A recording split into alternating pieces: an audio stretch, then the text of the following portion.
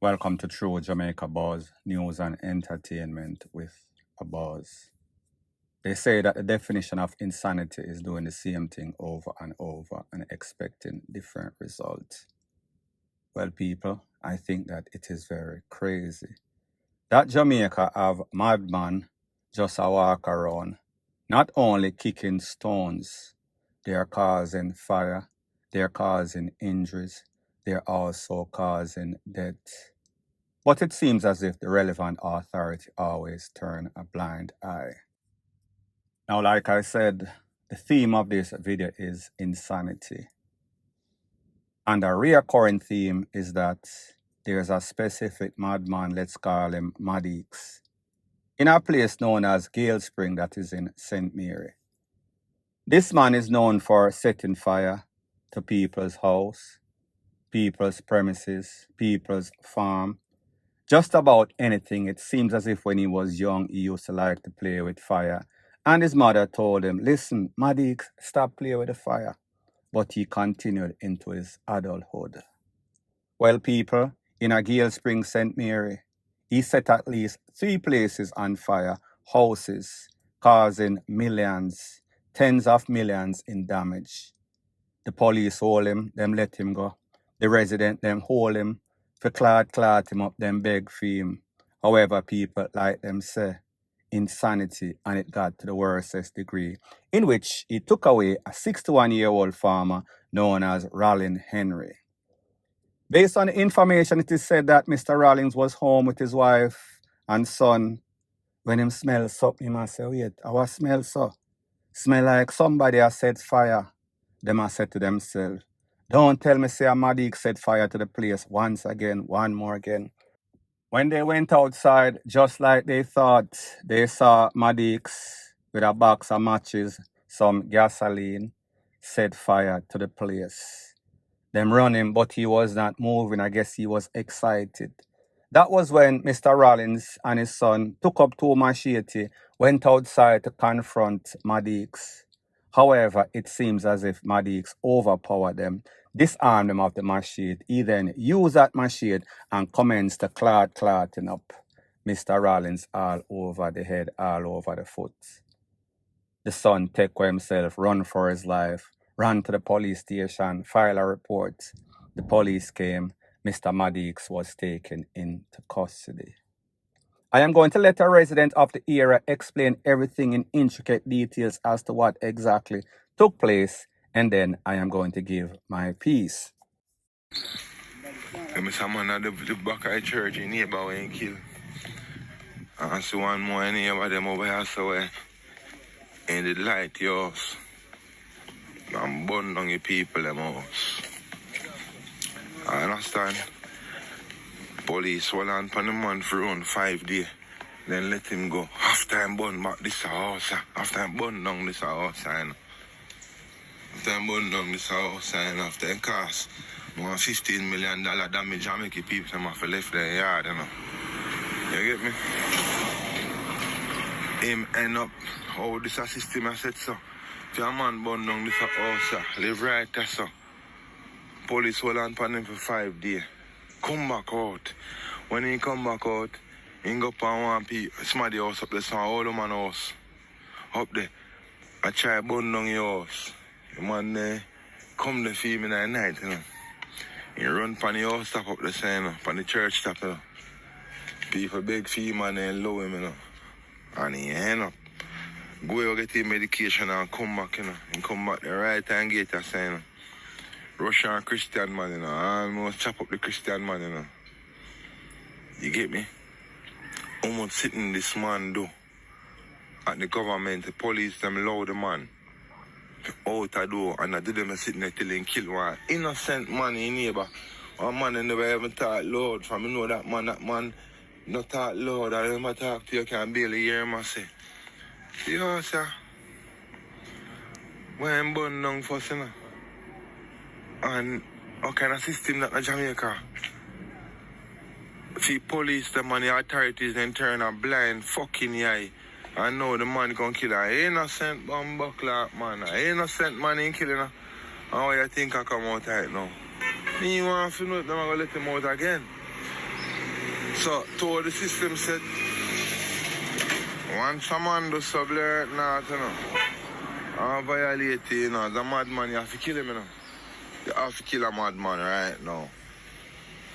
You have to kill him. Because if you don't kill him, you want a blood clot kill you. And when he kill you, he come on road. So, this is a system you we live in, master. Pressure my brain, fuck. Nah, go around. Once somebody disrespect you, you have to kill him. I say boy long to know. Once in this year, as a madman, you have to blood clot kill them or them will kill you. My shit stuck in a man head to and chop up the blood clot man last night. The man look like he get more 15 chop as a hell. Eh?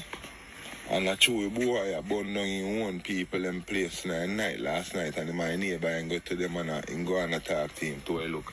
I tell him to ease himself. I watch it. Dead to blood clot.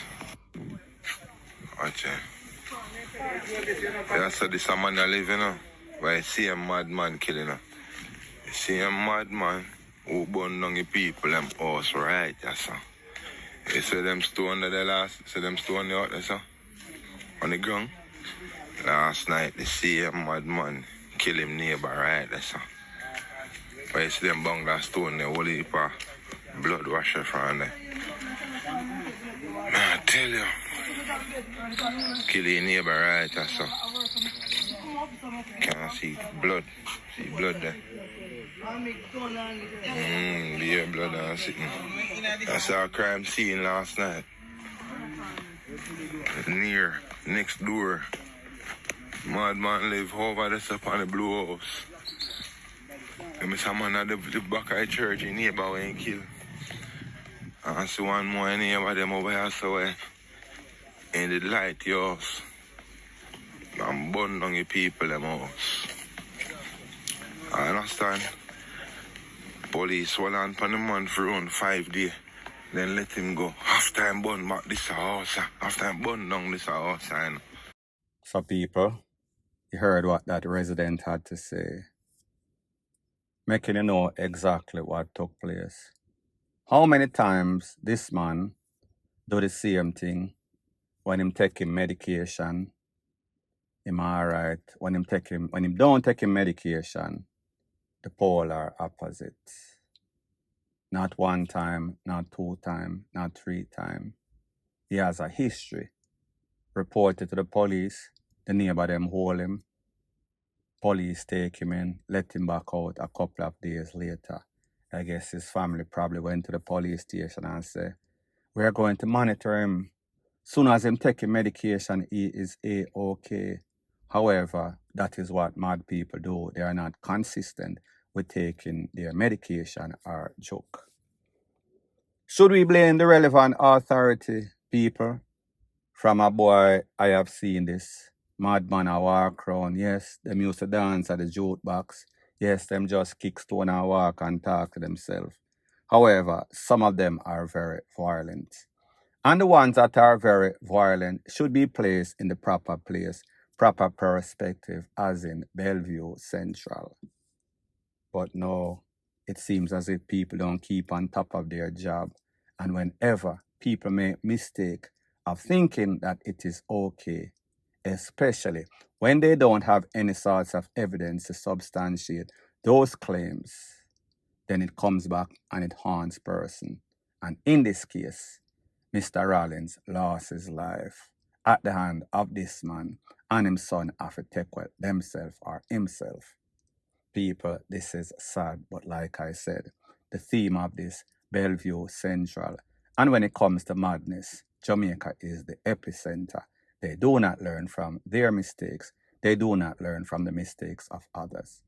Point blank and period. So the next thing that is popping in the news is a conflict that has been brewing between the chairman of the Police Federation, Sergeant Arlene McBean, and the director of Jamaican for Justice. Her name is Michael Jackson. Now, based on what Arlene McBean is saying, it seems as if Jamaicans for Justice is anti-police. It seems as if Jamaicans for Justice is definitely a terrorist group. They do not defend the police, but they are quick to defend the criminal elements that want to challenge the police, take away the lives of police, have injured many, many police. Now, people, I don't know if this was a very emotional time as she was speaking at the final send-off of one of their JCF colleagues. So maybe she might have been a little bit emotional in her feelings. I want you to take a look at exactly what Sergeant McBean has to say as it pertains to JFJ, Jamaicans for Justice, and specifically Michael Jackson. Take a listen, take a look. I know there are advocacy groups out there who want to thwart what the Jamaica Constabulary Force has achieved. In 25 years, we have never seen a reduction at the end of February. So low. 25 years. Yes, you're looking at a few states without doing your research. I must start off before I talk about Garfield, the legendary investigator. I am going to send a message to Jamaica for justice. Don't be a part of the problem, be a part of the solution. Get on board. I would love at your peaceful demonstration coming up April 29th. You have placards to speak about the month-end reduction in major crimes. I would love for you to have the placard telling men and women who have paid the ultimate sacrifice, thank you. I would love for you to have placard to speak to the family of police officers who have been gunned down by criminals. If you can't do that, I classify you as a true terrorist. Dr. Kevin Clay and the men and women and leadership of this force has transformed the system. How dare you walk to the Jamaica Constabulary Force instead of partnering with us? Come and have a sit down with us. Show us your stats of community engagement where you're all here in communities. And tell the criminals. We want you to help us save the citizens' land. You cannot be one-sided, and it's clear that there is no recognition for the stats from Indigo. You know why? Over 80% of all police shooting are justifiable. JFJ or whatever J you are, let it be a joyous moment and go and get the facts and leave the members of the Jamaica Constabulary Force to carry out their function. So people, you heard what the chairman of the Police Federation, Sergeant Arlene McBean, had to say. She's saying that, how is it that you don't give us credit for the at least 39% reduction in serious crimes in Jamaica? We want you to partnership with the JCF. Don't be a part of the problem. Be a part of the solution. And if you're not taking side 100%. This protest that you plan at the end of April, make sure that you have the placard speaking about the achievements of the JCF, defend the police. Make sure that placard talk to the victims of police that lost their lives. You should not defend the bad men, the gunmen, the gangsters. You should warn the criminals not to attack the police. Help us. Do not hinder us in our cause. Police lives matters too. Now, people, here's the thing. As a legal, law-abiding, tax-paying citizen in Jamaica, all of us want better. However, based on what this lady is saying, 80% of the takeaway by the police that is investigated by Indicom is said to be justified. However, when you talk about 100 and something people losing their life, maybe 80 or 90 right now, but at the end of the year, you and I know that it is going to be much, much more. So say, for example, we talk about 20% of 100. That is 20 people that lose their life that was not justified. what about those family members? If one person lose them life, that one person life also matter. But we know we have collateral damage, casualty of war, and Jamaica is in a war right now. So we understand that it is going to happen, but we just say, those lives also matter. So I say this to say that when you look at the mandate or the job title of Jamaicans for Justice, it is a watchdog group to watch the police to make sure that they are keeping in line. That is their ultimate mandate. So therefore, them just talk about the police that are out of line, the rogue police. They are not supposed to be there, and people, I am not saying that there are not cases in which police are justified, and it seems as if JFJ is giving them a hard time.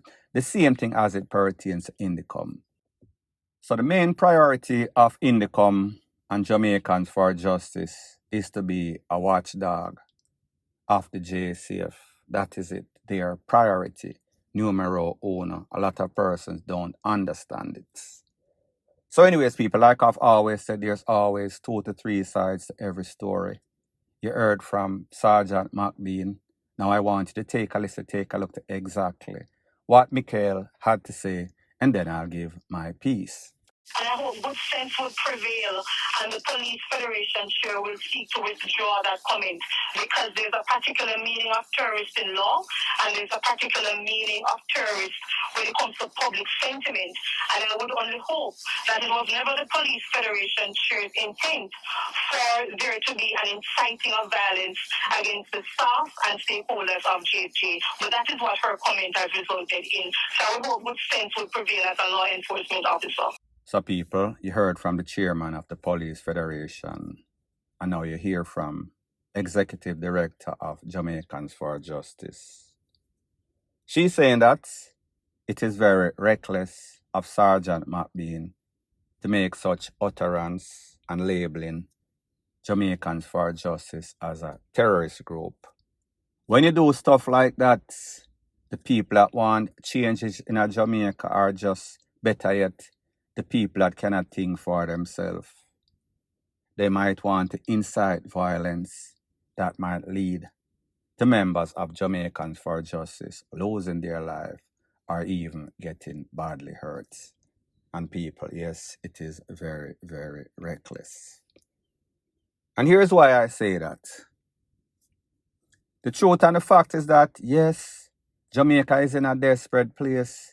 And yes, police are lose them life.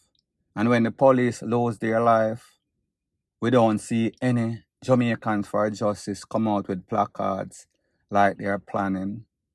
But the fact is that this planning was supposed to be a peaceful protest. Peaceful in the fact that they are against the extrajudicial. Not against every single shooting involved police and gunman, where she, McBean herself, say 80%. So that means that 20% is not justified, and even one life that is lost unjustly would not be considered justified. But we understand we do not live in a perfect world. We've seen many videos on social media in which police are use brutality. Police are not justified. We've seen all of those cliche shootout, and I understand we do not have a problem with the end results because of the fact that these judges seem to be letting out the same individuals. So therefore, the police have come to the realization that, listen, we not care, we are take them out, especially if the cameras are not on us, and even when it is the same results. So we have no problem with the end product, meaning that the bad people go. However, what about the innocent people? And it is not as if we don't see innocent people losing their life on a regular basis. Some just say there has to be a balance.